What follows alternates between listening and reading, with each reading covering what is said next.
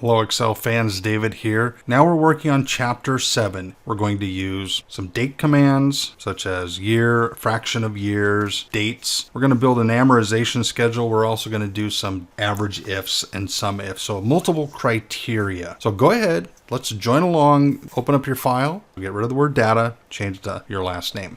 Now I'm going to click in my first sheet. It's my data sheet. Click in F9. And here we're going to go to our date and time on our formula and select a year. Now what this does is it pulls out the year from wherever we're looking. We're going to look to where the date was hired. So technically, if we're looking at pulling out the year, it's going to pull out 2007. And I can see it does. So I'll go ahead and say OK. For the number of years employed, we're going to use a fraction of a year. So that way we get the total years and parts of a year. Remember we did the constraints where we wanted whole numbers? Well, this time we want a partial number. So I'm going to go ahead and grab my year fraction. So date and time, year frac. My start date is going to be the date they hired. The end date, which would be F2. When we copy the formula down the column, since we're referencing this F2, we want to freeze it in place. For this chapter, Excel is going to tell you to use F4 2 times. It's going to make a mixed reference. Doesn't make sense to me. I would use F4, freeze the whole thing, because you're not copying it down. You're not copying it across. You're just wanting it to stay. That's grayed out. That's an optional command. So I'll say OK. 14.2 years. I can grab both of these. Little trick here. I'm going to use my right mouse button and I'm going to grab a fill handle with my right mouse button. And the reason why I'm doing the right mouse rather than double click is because then I can go fill without formatting. And if I do that and I look down here, my line is preserved. Now I'm going to do a Control Z. I'm going to double click, copy it down. What it'll do is it'll take the formatting. See how I lost my line. So there again, right click on your fill handle, drag your fill handle down, fill without formatting. Now, some of you who are in Office 365 may have another option for fill. I'm in the 2019 version, so therefore I'm going to right click, fill without formats. Let's look at our date hire code. Okay, I'm going to go up to my date and time. And for this one, I want to pick weekday. Select weekday. It's going to say, what serial number do I want? So I want to go, what is my date hired? And I want to return a date. Now I have two different options here. If I'm looking at a week as Sunday through Saturday, I'll enter a 1 for the return type. Or if I'm looking at dates Monday through Sunday, so depending upon how you use your week, then you would put 2 in here. And what it does is it says Sunday is 1, Tuesday is 2. And if I look up here, I can see they use Monday as 1, so that means I need to put a 2 in my return type because they started as Monday as 1. So I will do that, and it'll return the 4th day. 4th day, 1, 2, 3, 4, so they were hired on a Thursday. How did I find out they were on a Thursday? Well, I took my number here and I went up here and looked down the list here, vertical, down a list, until I came to 4. And then I went across the rows until I came to a column, number 2, where my formula was. So what do you think I'm going to use over here? Yeah, you're right if you guessed a VLOOKUP. So I'm going to make a VLOOKUP tab, open up my function argument dialog box by clicking the F of X. What am I looking up? Well, it's going to be the value over here, the date code. Now, do I want to freeze it? No, because I want it to move down the column. Looks for a table. Well, we already know the table because we looked at that moments ago. Now I'm going to lock that in, F4. What column index? I have to look up the stuff in the first column, so that means I'm going to return the values from the second column. It says Thursday. Again, 4 equals Thursday. Looks like it's done right. Click OK. Now I'm going to go ahead and copy these two formulas down the column. Again, right click on my fill handle, drag down to the very bottom of my table, copy here without formatting, and then I can see what day of the week each individual person was hired. Now we're going to come over here to region. What we're going to do here is we're going to use a switch function. Now the switch function is a logical function, unlike the if function where we only have a true or false answer. The switch function will allow us to look at several answers. So what we want to do is we want to find out if somebody's from San Diego, and if they are, what division does San Diego match up with, or Seattle, or Reno. All right, so we're going to go, what region are they from? Now, if you want to read about the switch function, which I know you do, page 439 of your book. So I'm going to go equals switch. Open up my function argument dialog box. And for my expression, I'm going to click in that first record, so B9, and I want to set that value to San Diego. Tab. If that value equals San Diego, then I'm going to say divisions. Now I don't want that to move, so I'm going to hit F4. If I follow along with how this chapter works, I'm going to hit F4 one more time, just locking in my row. Hit Tab. The next expression would be if B9 equaled Seattle. Tab. Notice how Excel puts the parentheses around my text because it's going to display the text in my cell. Now, if they're from Seattle, I'm going to go up to the second division. Hit Tab. Now, I think you can do like 127 of these, but the more you put in, the more cumbersome it becomes. So the next one we have, looking down my list, is Reno. So I'll type Reno, Tab. If they're from Reno, we're going to select this last one here, hit F4 2 times, locking it in, and clicking OK.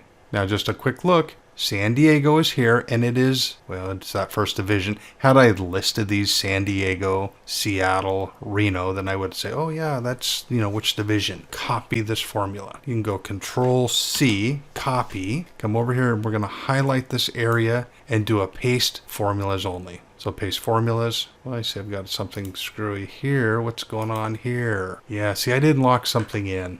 So what didn't I lock in? I'm going to come back in here to C2. Oh, I didn't lock in my C3. So I'll go ahead and lock that in. F4 2 times. Control Enter. Now this time I'm just going to right click on the outside arrow, drag it down, fill without formatting. I'm done. And I'm just going to do a quick spot check. Seattle, that should be the second one down. 35. Yeah, and it is. All right, so that looks good.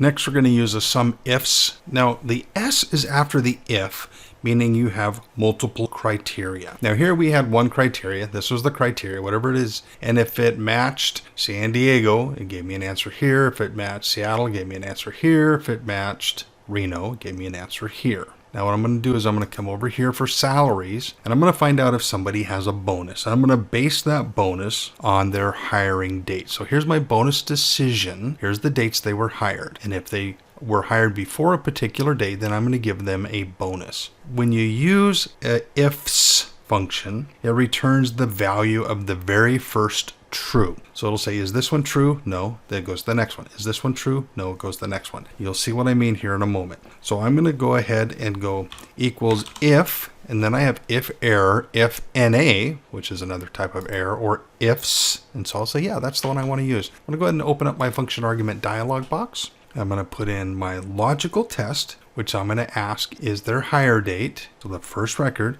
is K9, is their hire date less than the first hire date? Now I'm going to copy it down, so I want to lock it in. Hit Tab. Now if the value is true, I'm going to take their salary, and I'm going to multiply the salary times whatever bonus they would get over here in L2. Lock that in. Tab. Okay, that's the first one. If they were hired before that date, they're going to get a 7.5% bonus. Then I'm going to ask, was their hire date less than the second date? Lock it in. If it is true, then we're going to take their salary, multiply that times the percentage. Lock it in. Tab. Now we still have one more criteria. We want to know if their hire date is less than the date in K4. Lock it in. Tab. If it is, then we're going to take their salary, multiply the salary times 1.5%. Lock that one in. But what happens if they were hired after that date? Well, we're going to go Tab. So we're going to say if it's a true statement, because it'll say that it's going to the first true, remember. So the first true, so we're going to say the logical test true, Tab, equals 0. So if they weren't hired before 2010, 2015, or 2020, the first true they're going to run into would be this one right here, and we're not going to give them a bonus. We're going to say, okay, I'm going to right click, copy this down. Let's see if I can do it this way without formattings. Yeah, it looks like that works. Quick spot check. We're going to look here, no bonus, and we're going to come across here, when were they hired? After January 1st, so that one looks like it works. If we look here, I'm going to just open up this function argument dialog box just to show you. This first one's false, so it goes past that one. This one's false, goes past that one. This one's false, goes past that one until it hits the first true. And then it says, if it's true, we give them $0. You can look at another one. Open up the function argument dialog box. False, false, true. So that one is times L4. That would be their 1.5%. So that would be the very first true. Makes that one good. And one last one. Let's take a look at the top one. Hey, they have all these true, but this is the first true. So then they get that 7.5% bonus. All right, let's check on their raises. For our sales reps to be qualified for a raise, they need to do a couple things. First of all, they need to have sales rep over here in the title. So that's the first criteria. If it's a manager, well, they're not going to get a raise. If it's a supervisor, they're not getting a raise.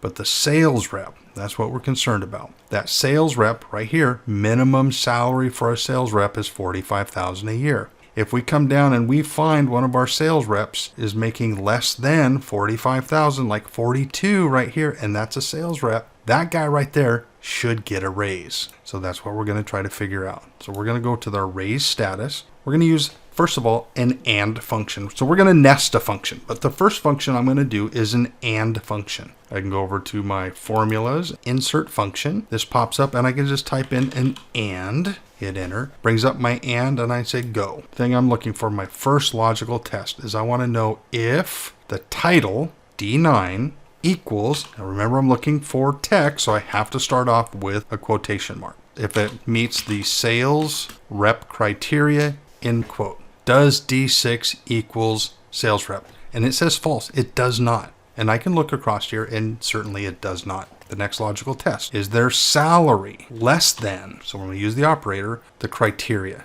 Now let's think about this. Do I want to lock it in? When I copy down, I certainly do. So I'm going to lock that in. So if I look here, it says false, and I can copy the false down. Copy without formatting, false, false, true. And like we said, this guy is true. He should get a raise. There's one more step we can do.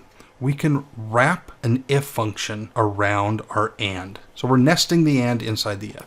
So I'm going to click between the equal sign and the A and just type if and tab. And then I'm going to go all the way to the end here and let's put a comma, because that makes this whole thing the logical test. Otherwise, it wants to add this comma here as your logical test. So then I'm going to just click on the function argument dialog box, and I can see the whole thing is my logical test. Both criteria have to be met. And if they are met, then this will say true.